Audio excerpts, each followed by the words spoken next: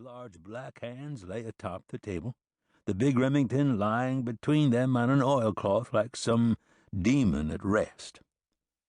A silence passed as he smelled whiskey, beer, cigar smoke, horse, and sagebrush on the 4 young cowboys standing before him.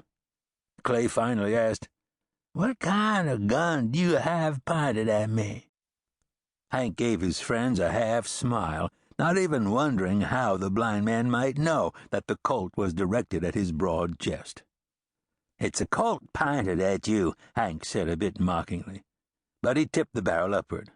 "Does that make any difference?"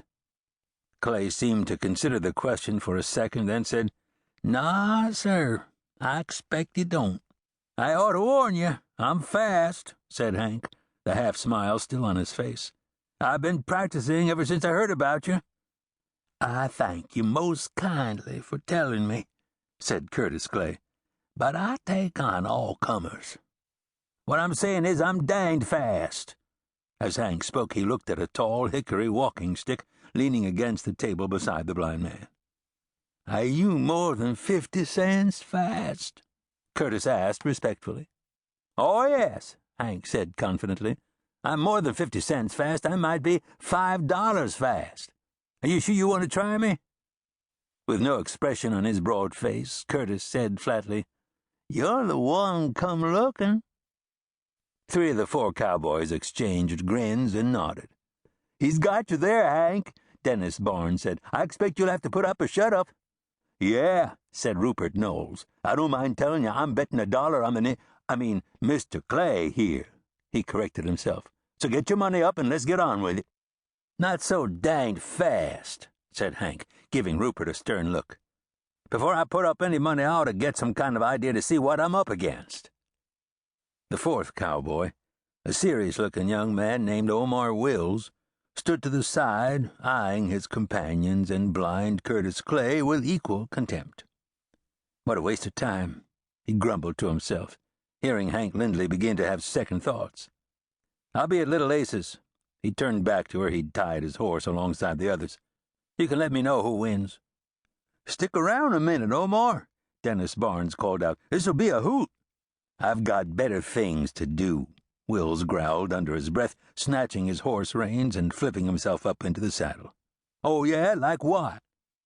Wills didn't bother answering. Instead, he jammed his spurs to his horse's sides and sent the animal bolting away in a hard run. Standing at her clothesline, Emma Vertrees fanned the dust that had billowed behind the running horse and drifted across her small backyard.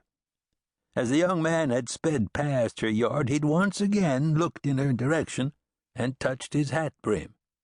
Once again she had ignored his gesture. Now she watched him rein his horse down to a halt at the end of the alley, where he turned the animal and sat gazing back toward her. He nudged the horse forward at a walk, back toward her yard.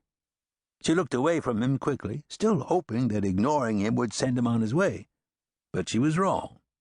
As she stooped slightly and picked up a damp pillowcase from her metal laundry tub, she watched through the corner of her eye as the horse drew nearer, sidling up to the weathered picket fence at the edge of her yard. She wondered if it would be a good idea to simply walk away from her task and watch from inside her kitchen window until the young man left. Yes, she told herself, that would be the proper thing to do. "Begging your pardon, ma'am," he said as she straightened and turned toward the back door. "That was most inconsiderate of me." She stopped. An apology? She hadn't been expecting that. She wasn't sure what she had expected, but it certainly wasn't an apology. She tried to make herself walk on to the door, yet something in his voice compelled her to turn back toward him. As she did so, she idly held a hand to the collar of her gingham dress. Her only response was a curt but tolerant nod, one that forgave yet dismissed him. That would be enough, she told herself. This was no rowdy, drunken range hand. This one showed at least some signs of proper upbringing. But as she once again started to turn away from him toward the door, he threw a leg over his saddle and slid down over her picket fence into her yard. Before she could object, he had twirled his horse's reins on the fence and come walking toward her. He took off.